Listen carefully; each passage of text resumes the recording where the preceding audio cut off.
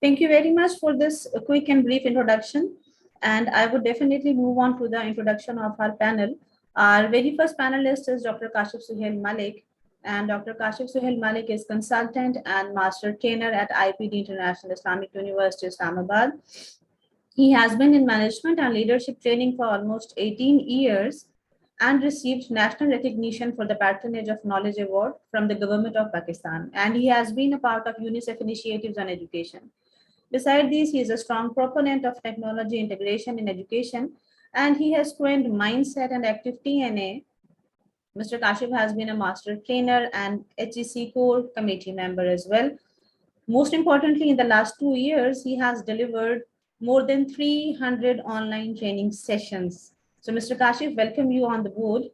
Our second panelist is Mr. Sabiul Hassan. Mr. Sabiul Hassan Rizvi is co-founder and president of Pakistan Youth Organization. He is a project manager of Tausif Memorial Schools and he has been principal of the same school for 12 years. He is associated with the field of education for last 15 years, a long duration indeed. He is also running an organization named as the Quest by Sabieh. He is a social activist, trainer, and educationist. He also has worked and had been associated with the United Bank Limited National Test Service, Consulate of Poland, Sufa Xavier School. Very welcome on the board, Mr. Sabieh. Our third panelist is Ms. Erum Kamran. Ms. Erum Kamran is an educationist working with the field of education for last 2 decades. She is currently serving as head of Cambridge Department of Orchard Grammar School. She's a Cambridge certified teacher trainer. She is the founder and director of an online training organization, Turning Point Training and Consultancy. She is also a certified master life coach and licensed NLP practitioner from the First Institute of Dynamic Learning, US. She has earned a number of certificates from Teachers Development Center, which is being organized by Sarah Hussain, Talk by Umair Jaliawala, and Possibilities by Kesar Abbas. She also has earned certifications from British Council. Very welcome on the board, Ms. Erum Kamran. Our fourth panelist is Ms. Sidra Khurram. Ms. Sidra Khurram is currently working as principal, International Islamic School, Malaysia, and formerly she has a very huge and rich profile of working as assistant director of studies with the City School Network Pakistan. She also had been assistant director of studies, Lahore Grammar School, Pakistan. She was curriculum consultant and coordinator, Regional Office North Beacon House. In the very same way, she has worked with many leading schools of Pakistan. She also had been a deputy principal, Fairview International IB School, Kuala Lumpur, Malaysia, and manager academics and training, Beacon House, Malaysia. She is also IB school curriculum trainer. So, Ms. Sidra, I welcome you on the board. What a rich profile of the panelists we have today, alhamdulillah, and definitely with them we are going to explore and touch a very important dimension and domain of this topic of the conference, which is very importantly highlighted by the people who spoke before me. कहाँ है अर्ज़ो समा का खालिक के चाहतों की रगें कुरेदे, हवस की सुर्खी रुखे बशर का हसी गाजा बनी हुई है, कोई मसीहा इधर तो देखे, कोई तो चारा गरी को उतरे, उफक का चेहरा लहू से तर है, जमी जनाजा बनी हुई है. Amid this painful scenario in the country, overall the world, this is Nurul Huda Foundation, Ms. Rafia Mudassir, who's a breeze of fresh air, talking about the new trends in education, talking about the reforms, the betterment we can bring in the system of education. So I thank you very much, Nurul Huda Foundation, for opening and touching up a very important area of academia. Whoever teaches learns in the act of teaching, and whoever learns teaches in the act of learning. Brazilian pedagogue Paulo Freire said in his famous book, Pedagogy of Freedom. And no doubt, in that connection, the pandemic lockdown opened new realms of learning for all stakeholders of academia and brought institutions, school management, and teachers to the forefront where they had to take major decisions for setting remote learning goals for students. And secondly, the pandemic has recalibrated how teachers divide their time between teaching, engaging with students, and administrative tasks. They were given autonomy to decide on the content, which tools to use online, and how to assess and gauge students' learning, and most of all, reconnecting the humanity, which had been the most important aspect in the yesteryears. While we all survived, there were many lessons to be learned. First and foremost was teachers at the heart of all learning are the curriculum leaders. We need to trust their feedback, opinions, and suggestions and give them the leverage of deciding and selecting the best for their students. In ITLS 2022, we are highlighting this very important role of teachers as curriculum leaders and the role they can play in policy making. So let's open up the discussion with Mr. Kashif Suhail. Mr. Kashif, if you are there, then I would like to ask you, as a trainer leading IPD across Pakistan, do you think our teachers have sufficient opportunities to exercise leadership as a teacher in their own classrooms? Over to Mr. Kashif. I think he yet has not joined. So, Mr. Sabieh, would you please take my very first question? You have a diverse group of students as a community school. So how do your teachers lead the curriculum? Assalamu alaikum. Am I audible? Yes, you are very clear. Okay, so thank you so much, Miss Hina, and I'm very thankful to Miss Rafia and overall the people over here that you invited me for this discussion. Assalamu alaikum to all. Yes, as you give the introduction, we have run the Tausif Memorial School for about 15 years now, mashallah se, and this is a charity-based school actually. I have been into education. I have taught to many types of students, but to teach to the students who are actually less privileged, they do not have much to they are unaware of the facts of what is going on in the big schools and private schools. So as far as the curriculum is concerned, we tried to learn first of all that how curriculum works, and in the because we started from informal education, and then we go towards the literacy programs. So there we learn a lot about curriculum, that how it is made and how what are the core things that are mainly focused, and other stuff, other content that is the supporting that supported. So we transform the system into formal education, and we opt research curriculum, and at the moment we are following research curriculum of a publisher. They are known as East Education. So they have the research books, and we have got the trainings as well, and there we try to implement the curriculum to our students, and train our teachers as well. So and it is totally different from what it has been what we took in our times, and the mode of education, the methodologies, and the overall content is pretty much transformed in so many years that we realized. And that is how we are teaching in our school as well, so that it can be compared and compete with any other private school. So this is what we are doing at our school. Great to know, As Mr. far Sabi, no yeah, doubt, a great initiative because this is how you are trying to, equalize community schools and public and private sectors as well. Thank you very much. Mr. Kashif Suhail has joined us. So I would like to ask him the same question. Mr. Kashif, I'm sure you are very much available with us.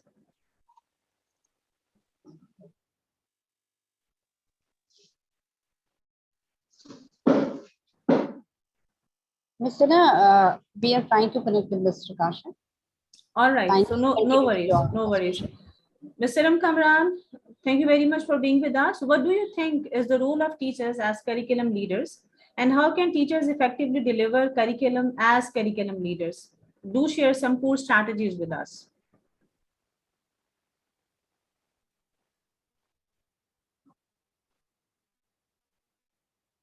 Hina, am I audible? Yes, you are audible. Am I audible? You are audible, yes. No, from the other idea I am speaking. Can you hear me? Yes, I can hear you. Yeah. All right. All right. Before I answer your question, Hina, I would like to thank Nurul Huda team for having me here. And the topic for today that has been in the discussion is teachers as curriculum leaders. So this sounds so interesting, and it gives such a good feel that, how about if teachers become the curriculum leaders and they plan and execute curriculum in their own way, with their own perspective, with their own hard work and ownership. But the situation in reality is different in different schools. And as mentioned earlier by the different speakers in the conference, that during pandemic, teachers have been, school system has been in a difficult situation. We did not know what to do. The world had to face the same crisis, and everywhere, every university, school, or education institute had to revise their syllabus, their curriculum, their policies to meet the needs of the changing times. So certain challenges were there. One of the challenge that is still there and was there is that the teachers are not trained enough to design curriculum. It would have been very good if the teachers would own the curriculum, they do the research work, they do the designing, and then execute it. But usually the practice in most of the schools in Pakistan is that they get the curriculum, somebody else has designed it with a different intention, and the person who's executing it doesn't own it, or doesn't know the intention with which it should have been executed, or is not trained enough to do so. So yes, it's a pity that we have to face this situation, and we as schools are working a lot of trainings have been provided, but teachers as curriculum leaders can do wonders. If they get trained, if they get the authority somewhere, the teachers are trained, but they do not get enough opportunities from the heads, and the heads want to do all this curriculum designing on their own. So there are different issues, but if teachers as curriculum leaders perform their tasks, they do the research work, as the last speaker mentioned, that we need to understand the perspective of the young learners. And we need to go global, but think global, but work local. So we need to get exposed to the global exposures that we are having. And we should know how different universities, different education institutions have met the needs of the changing times. As we saw that the CIS had to adopt different policies for the results, because they were also going through the same situation. And then we should customize or personalize the curriculum according to our needs and requirement and our children. So it would have been really nice if teachers come on board, the heads have meetings with them, they train their staff, but there's a huge gap, which I feel and see during my different training sessions, that the management and the teachers, they're not on the same page. So, what intentions or what values the management has, the teachers are not aware of it. So the gap has to be filled to enable teachers to become curriculum leaders and own the curriculum, design it, do the research work, and then execute the curriculum in the way it should have been. Thank you very much, I Mr. hope No I have doubt. answered your question. Yes, you have highlighted very important domain of professional development. And with that, I'll move on to Ms. Sidra Khurram with the same question. And Ms. Sidra, as an IB trained teacher and IB trainer as well, do you think that teachers at IB school system are curriculum leaders in true sense? And if yes, then what lessons and practices can we bring to our regular streams of metric and O-level education system? Ms. Sidra, you are on mute. Kindly unmute yourself.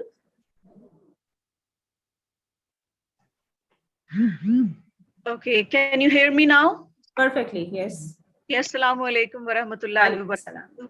Thank you so much, Ms. And my regards to all panelists as well.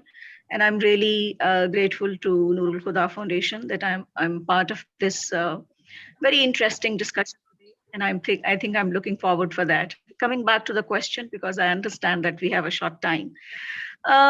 Being in an IB school for a couple of years, getting training as well. I think there is a huge big difference in IB curriculum and in other curriculums available in Pakistan and in other countries as well.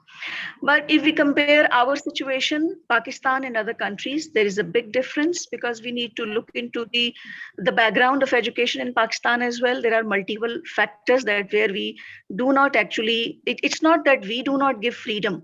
It starts from a top-down policy that as a nation, if we dig it down as a nation, if we have national goals, and framework, how to the teachers, how do we empower teachers to give them a leadership role in their classroom so that they have an ownership, because to adopt or to own a curriculum, it's very important for the teachers to have an ownership of that framework or curriculum, whatever they are teaching, no matter it's IB, no matter it's British curriculum, no matter it is Australian, or no matter it is our local curriculum. So now when we talk about IB framework, IB is actually, IB is just like a framework with open-ended approach, and more power is given to the teachers, because in IB it's mandatory and compulsory that teachers meet every week to collaborate. And collaboration is the word when we talk about IB curriculum. Without collaboration, we cannot exist as an IB teachers. So IB approach is actually quite different than the other curriculum as well. It's quite it helps actually first the teacher to change their mindset, because they need to tune themselves to the goals and the objectives, that why basically their purpose of being in the classroom. If the teachers understand their purpose of being in the classroom, automatically that's the first point that they will be able to take ownership, they will be able to take a leadership. So IB gives that much of freedom to the teachers. So this framework is actually, how should I explain it? I think that this is totally inquiry based. It's totally based on, the learner, not totally the learner choices as well, but it's totally thinking out of the box, going beyond the textbooks. But here, if we compare it with our situation, we have defined parameters for every step of the lesson. Therefore, we do not give freedom to the teachers. So teachers need freedom, and IB gives them that freedom. And basically, there are a couple of things that IB supports. First and the most important thing is training and development of the teachers. That goes on a regular basis. When I was back in Malaysia, when I was in that school, I remember that every Friday was fixed for collaboration and teachers development. Every week. So you can compare the situation. How often do we give opportunity to our teachers to attend a workshop or to arrange a workshop or a training session for them? Hardly in the beginning of the session. It's not an ongoing process. Sometimes we do it in the beginning. Sometimes we feel there is a need. Okay, now we can arrange. But when we talk about investment for teachers' development, I'm not sure that many of the schools are spending too much on that. Yes, the elite schools, 1 or 2 schools, we know their names. They do spend a little budget on the teachers' training as well. By being an IB school, going through collaboration and teachers' development every week, can you imagine the huge impact of that weekly training on colleagues learning from others? Teachers plan every week for their lesson. And it's mostly planning, it's reflection, it's picking up the best practices. If it's actually deciding what are we going to do, what are we going to learn in the next one, or when we used to sit together for after 5 days of extensive teaching practices in the classroom. So there was a sigh of relief as well that okay, I'm not the only one, because it takes a lot of pressure, anxiety, whether you're on a right path, whether you're doing justice with the learners, whether you are picking up the right type of practices. Yes, IB framework gives freedom and leadership to the teachers. Teachers are actually, we say backbone of our schools, but in true sense, what I've seen in IB school, I can clearly say, yes, in IB school, teachers are the real backbones, because they are not controlled by the management. Their content is not controlled, what they are going to teach. They have parameters defined. They have a framework, or they have a, in simple word, if I can say, they have standards. So after looking at the standards, the teacher decide. The teacher decide, what am I going to bring into the classroom in terms of resources, in terms of planning, in terms of content, in terms of knowledge, in terms of skills, in terms of attributes, in terms of attitudes. So it's the teacher who actually decides. So IB do Great. give freedom to the teachers, and I think they are the true leader in their classrooms. Great, great, Ms. Sidra. Thank you very much. So we understood that yes, IB curriculum teachers are really curriculum leaders, and what minimum we can learn from them is continuous professional development. Minimal is peer observation, and collaboration is the most important movement. So thank you for highlighting very important area. Mr. Kashif, good to see you here in the meeting room. As a trainer and leading IPD across Pakistan, do you think our teachers have sufficient opportunities to exercise leadership as a teacher in their own classrooms? Well, Hina, thank you very much for having me on board and for this wonderful question. I hope I am audible. Yes, we can hear you. But before I come to your question, first of all, I would like to congratulate Nurul for the education, and especially Mrs. Rafia Mudassar for once again holding a wonderful International Teacher Leaders Summit. I understand these are very pressing times, and I am more happy, and I congratulate the entire team for making it a more noble. And I would like to repeat my words I put on my social media platforms, that the conference has become more noble. So in terms of making its contributions for the flood affectees. So with this, multiplied cause and objective of having learning, we can also earn Hassanat being here. Now, coming to your question, if you please allow me, I'm sorry I was a little late, and because of some technical issues, it took me some time to be on board. I was listening to Mrs. Khurram, and she was very nicely explaining and putting to us what are the requirements for a teacher to be a classroom leader. But I would like to take everybody a little back to the actual issue. Now, when we talk about teachers' leadership in classroom, there are 3 limits in my country for teachers to be truly leaders in classroom. So we need to understand them. One and foremost important is, and I think we all as educators and teachers must realize our own level of expertise and skills. Now you see, for any responsibility, for any leadership position, for any duty, the first and the foremost important thing is that the person who is taking that should be qualified and equipped with the right set of skills to take a leadership position. Now, the first, what I feel is the first limit to the teachers comes in terms of their own ability and their skill set to be a classroom leader at the first level. Number 2, now when teachers entered into the classrooms in specific schools, school A, B, or C, in countries like Pakistan, of course, we have very diverse school environments, and within these 2 extremes are emerging. One, the extremes where there is no support for teachers, and there is another extreme which feels that the support to the teacher is a strict control on the teacher, which is teacher should be run by a curriculum document and every word of it should be followed like Bible. So that's another problem. So their teachers are also again limited to a certain scope of influence. Number 3, our own curriculum at the national level or regional level at times does not provide enough room to the teachers to operate independently and freely to act as the curriculum leaders or classroom leaders. So with these very strong limits and challenges for our teachers, I'm very happy that the ITLS this year has taken this as an issue, and I think we all need to educate not only the teacher, society, and schools about what could be done in terms of making our teachers the true classroom leaders. Now, coming to your question, in terms of course, I keep on saying this, and at times I say very funny things in terms of, making teachers classroom leaders.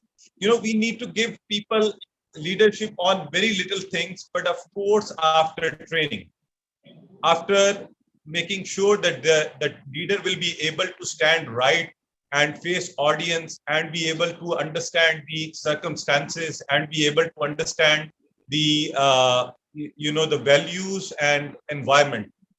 And this is in terms of the we have been in our system also, and generally in Pakistan we've been taking initiatives of equipping teachers. Technology has come as a great rescue to all of us.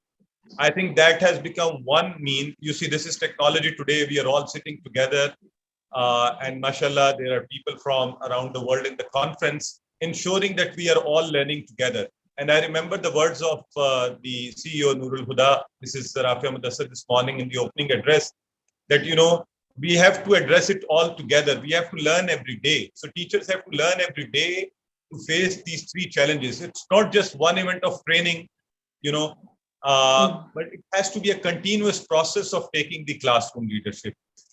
This year, technology provided us the room to introduce, world's first and Pakistan's largest professional development book circles. So what we did was we made sure that our teacher at least reads the essentials of teaching and standing in the classroom, the essentials of being a leader in the classroom, the essentials of being a leader who is able to create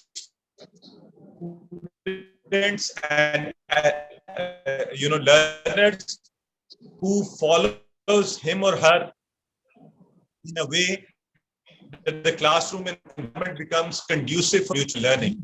What I would say.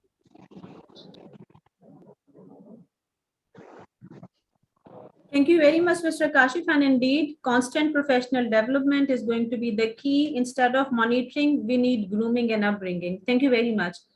Mr. Sabieh, what are some of the challenges faced by teachers when delivering the curriculum, and how can they combat prevailing challenges in the system you are working with?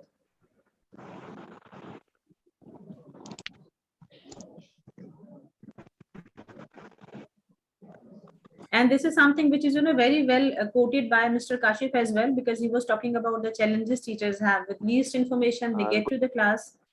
Yes, Mr. Sabieh, over to you. The research curriculum of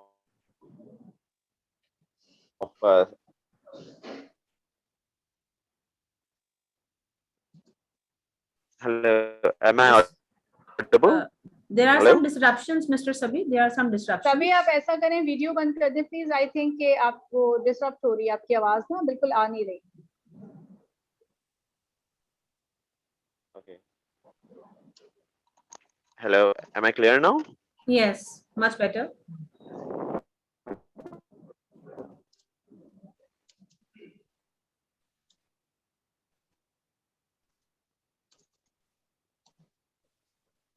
Okay, so I was saying time of 90s.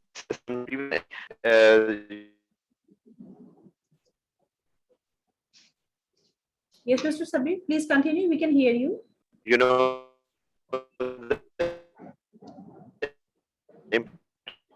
Major impact in so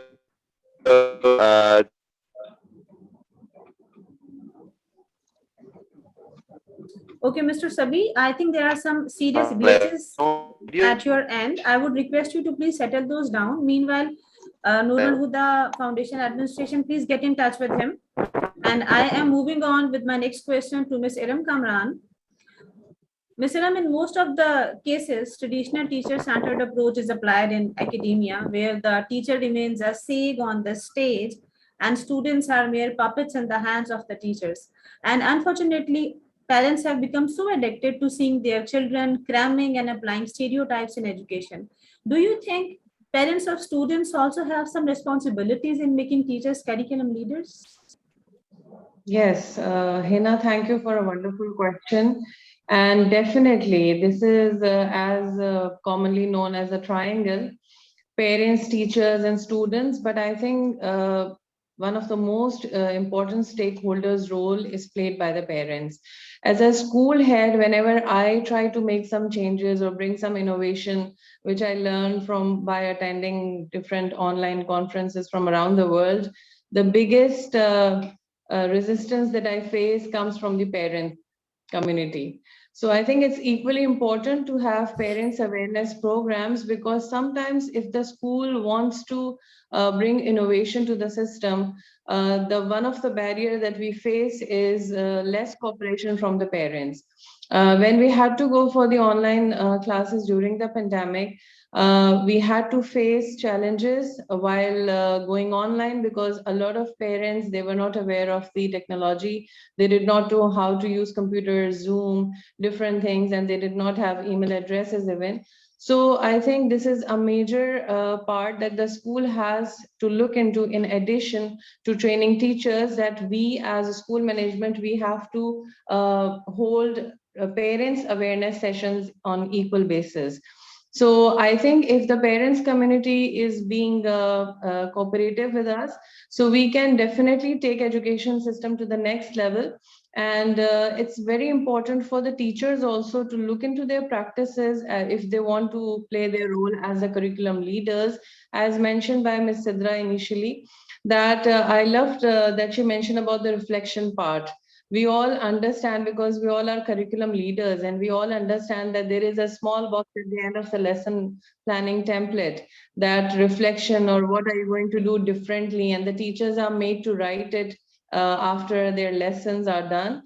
But I don't think so this is done in the true sense, because if every teacher evaluates or assess their own performance in the class, and they know what have they applied to the classroom, did it work or did it not work, because everything doesn't work which we plan. So we have to be flexible enough to make desired changes to cater to the class needs, because every class has different needs. And I agree to Ms. Sidra that IB system provides that flexibility, whereas different other systems, they don't have, because the more of the copy work is focused over there, and the teacher herself is bound enough, because if she wants to play around, and if she wants to integrate life skills into the lesson, that takes more time.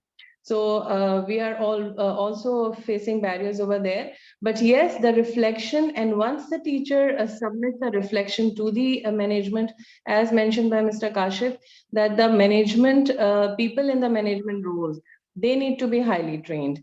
Whether they deserve that position to lead a number of teachers or a staff in a better way, do they have that vision to see what the curriculum requires and what are the needs of the children.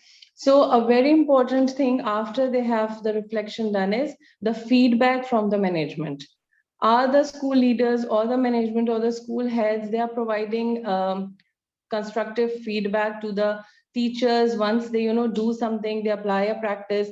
If it works or if it doesn't, somebody visionary has to be there as a head or as a leader to guide that teacher. See, this is the constructive feedback, you think like this, but if you apply this differently, so it will perform in a better way. So I think all this put together is very important. Thank you so much, I hope. And parents' role is the importance cannot be denied. Thank you, Ms. Erum. No doubt, yes, all the parents want their children to learn and grow. And for that, ultimately, we definitely will have to work as a channel and a medium. Thank you very much. Ms. Sidra Khurram, with this point of view, I'm going to move to you. Only empowered teachers empower students. While in countries like Pakistan, teachers lack professional development. Everybody of us is talking much about PD. So we feel powerless at times. Comparing to this scenario, how much freedom do international teachers have to lead curriculum as per ground needs and requirements?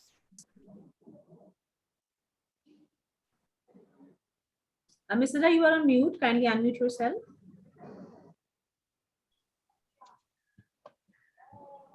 Yeah, it's very, very interesting actually to compare the two scenarios.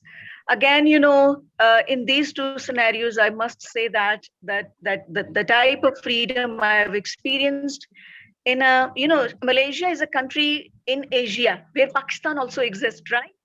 we must understand that the scenario, the background in Pakistan is entirely different than even many of the countries in the same continent as well.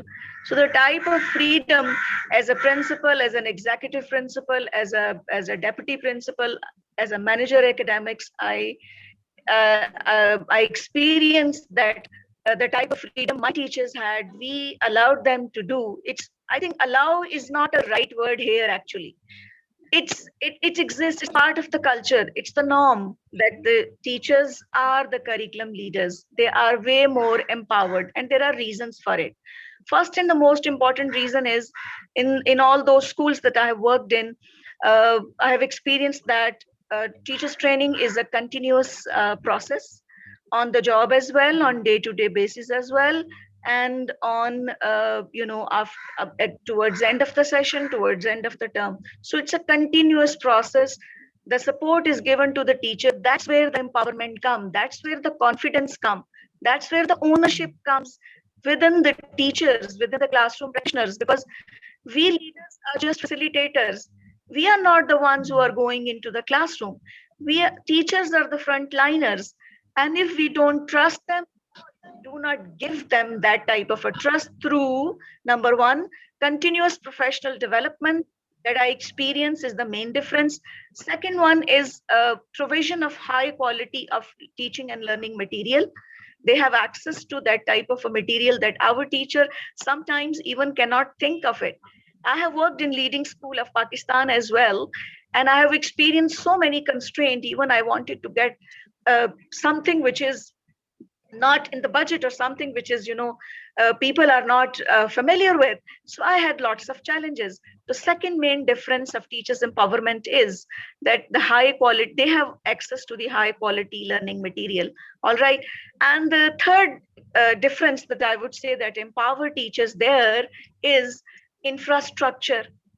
Having a classroom where you have a space. Think about our own classrooms. Think about our own classrooms and the space that teachers are given. The classrooms sometimes are so jam-packed. They cannot, if they want to implement certain things that go beyond the curriculum, they don't have much space to do that. Even think about those schools who are in the houses. Think about no playgrounds, think about no main halls, so think about even no corridors available. So another difference is that they have a nice classroom, spacious surrounding where they can, move out and inside the classroom with their students. That also counts in empowerment, all right? And another important thing, I think the teachers can be empowered here in Pakistan, I experienced by being in other country, is the better monitoring system of learning outcomes. That tools for assessment for both teachers. Generally, what happened in Pakistan, we assess teachers. We don't assess practices. We don't assess the process. We go and directly assess that what is being taught, who is teaching it, what are the styles. We don't see the process of learning and teaching from A to Z. We don't comment on that process. We comment on the person. So this is another difference that I felt. Another thing I would like to add is I always felt within these 6-7 years, we had more time for planning. And, just to have a 30 minutes or 40 minutes lesson, the teachers were planning at least months and months before, reflecting on this planning again and again. And this reflection was not alone, not in isolation. It was sitting in groups, collaborating with other subjects, collaborating with the leadership, collaboration with the coordinators, the different layers of leadership among school. So I would say, yes, there is a difference, and we need to, in our own capacity as a head of a school or as a principal or as leaders, or in our own capacity, I think if we start contributing and if we start empowering our own teachers, the things would change maybe in a decade's time. But I think as a whole, as a country, I think it's going to be a quite slow process. But I think we need to begin this process. Yes, the teachers are more empowered. in other part of the world than the Pakistan. I second you, Ms. Sidra. No doubt, we can be the change we want to see in the society. So change begins from me, from the people who are watching us right now. Mr. Kashif, connecting the same answer to you in the form of a question. Teachers and learners transact most of the curriculum, but when the state designs curriculum, hardly a few teachers are taken on board. In that scenario, how to engage teachers more as critical pedagogues and less as practitioners of the banking model of education? I know it's a big ask on you. Well, I thank you, Hina. I could go on this question, and if I look at this question, at least there are two parts to it. But I'll try that I am brief, and I only point to the the two aspects of it. One, in the policy making, you see, I've been part of the policy making for teacher policies and for at the national level and at the school level, organizational level also. So I believe that now, at least at the national level, teachers are given enough autonomy and say into the policy making. In the recent designing of the curriculums, teachers were, but we should understand we cannot take every teacher in Pakistan on board for making, a policy. So educators, teacher leaders, they're all taken on board. But as I said earlier, we live in a society of extremes, whereby one extreme is giving, I don't know, I should call it autonomy, or I should say, as there is no attention to the teacher's role as classroom leader, so they're all free to do whatever they like. On the other extreme, there are schools which are trying their hard to bring in a quality education and sort of match it with the 21st century practices. So there they are trying to, set some limits and trying to provide resources actually, which at times appear to the teachers as limits, as challenges. And many a times during the training programs, the teachers are, even making teachers conscious and realize that, this curriculum does not put limits to you, but provides, the sort of, what should I call it, an ignition for more ideas. So teachers, there are assumptions, as I said earlier, first and foremost important thing is how do we prepare our teacher for taking his role as a classroom leader? And while we are saying the big things, I would like to come back to the basics. When a teacher is unable to, I'm sorry, I'm saying it with a community of teachers, but that is based on my observation of number of years of training, observations in the classroom, and, of meeting and talking to the teachers. When I, as a teacher, fail to address my students with the right kind of words, when I, as a teacher, fail to understand what child psychology is, when I, as a teacher, do not know and haven't read a single book about, pedagogy, when I, as a teacher, do not believe in, I'm sorry, I'm saying these words and I keep on repeating these, and I can present to you a little research on it, because in the recent, I recently had an opportunity of training teachers, almost a batch of 280. And I asked them, how many of you have read a book which you bought yourself other than the curriculum or textbook, and you have read it? So, out of 280, can you guess how many of them raised hand reading a book, or they were reading a book those days? Out of 280, there were hardly 19 people who were reading a book. So now you tell me, and community of teachers who is sitting with me, let's please evaluate ourselves. Where do we stand if we are not reading, if teachers are not reading? Let me quote here those beautiful words of Ishfaq Sahab. He says, Ishfaq Ahmed Sahab says, कि जी जो कौम महंगे जूतों को सस्ती किताबों पर तरजीह दे, और इसके आगे वाले अल्फाज मैं माजरत के साथ आप सबके सामने कह रहा हूँ, तो वो कहते हैं उसको जूते ही पढ़ने चाहिए. अब आप मुझे ये बताइए कि अगर I am not preparing myself good for be a classroom leader, what will I do in the classroom? So policies, आप अगर policy does not stop a teacher to actually act as a classroom leader, but as I told you, there are extremes. In both cases, teachers would still have autonomy, and I keep on asking them, who stops you to do a pair work in the classroom? Let's say if the curriculum says there has to be a group work, and you are able to justify and let your school leader know that no, for this topic, pair work is a better strategy, and I want to go ahead with this. I think any sane, academic leader would say, perfect, go on, if you understand what is the difference between the two. And so I believe things should go this way. First and foremost, the teachers have to take the responsibility of educating themselves as the very basic initial step forward. Yes, on the second level, then the schools and community at large must understand that no matter what we do, in the classroom, ultimately the king is the teacher. So you have to give teacher autonomy. You have to help them to operate the way they would like to operate. Give them ideas, but do not drive their ideas. Let them drive their ideas themselves. Let them have their own ideas. And of course, then at the policy level, there have to be more flexibility for teachers. But I would say within the domain, within these two extremes, teachers do have lots of autonomy. It's just the way they think. It's just the way they educate themselves. It's just the way they learn from each other and bring all those practices to their classroom at their own free will. So my humble submission to all the teachers, at least the community of teachers sitting with us today, is let's begin from ourselves with those beautiful words of reflection and self-evaluation. See in the classroom every day. Every day we stand in the classroom. Please see yourself. How do you stand in the classroom? What do you do? Where is the act of leadership? At least one act of leadership. Nobody stops you to tell your students to come forward and stand in the classroom and say something.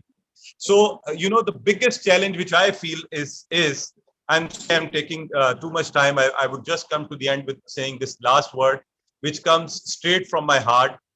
I even find it very challenging to make my teachers understand, for God's sake, take a step back, bring the student from your classroom to the front, give him leadership.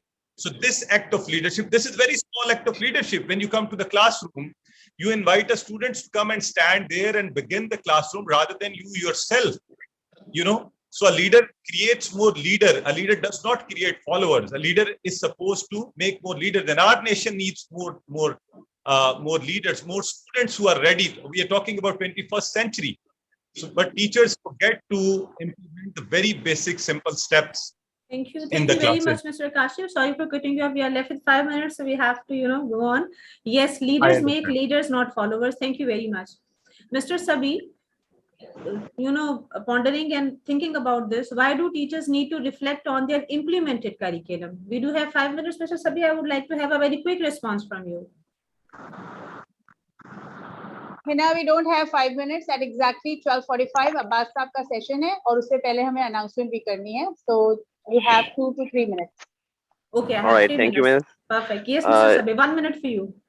Sure. Okay, no problem. I think I have an internet problem. So, yes, teachers must reflect on whatever they are teaching and implementing.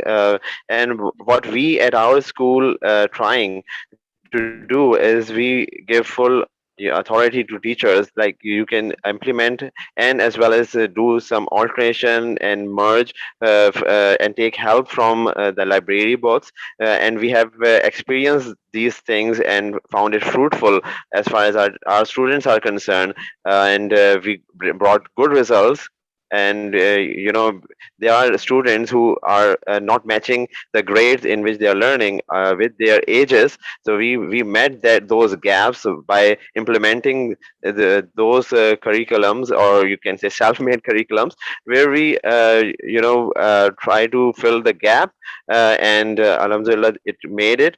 So we have limited resources, and there are many schools which are you have limited resources, but we have to go towards the smart ways of learning, like making good facilities for students, even if they don't have in their homes, but we can do it by making their classrooms as a facility where they can learn and enjoy at the same time. Thank you.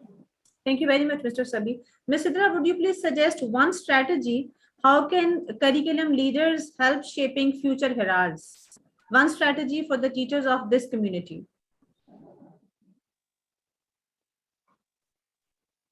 You are on mute, Ms. Sidra. Please unmute yourself.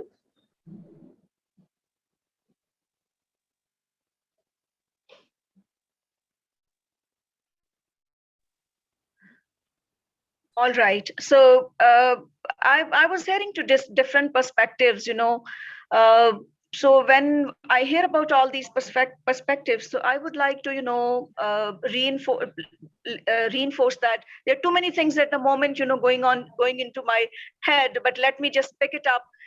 One strategy I need from you for the curriculum leaders. Going back there, how we can create leaders. We are expecting our teachers to create leaders. So what exactly, we need to ask a question to ourselves first, that what do we need as a leader to do for the teachers so that they have that type of mindset, norms and culture, how to create those leaders. So again, the things are coming back towards the teacher's own professional development. Perfect. Right. I agree. I agree with you, Ms. Sidra, that again, it comes back to the teacher. So we are very much in need of continuous professional development, awareness sessions for the faculty members, empowering the teachers for empowering the future heralds is something which is very important. Thank you very much. And life goes on, and life goes on with learning, and platforms like Nurul Huda are ultimately the blows of fresh breeze in the community for building up the leaders of the future. Thank you very much. Moving on to the next segment.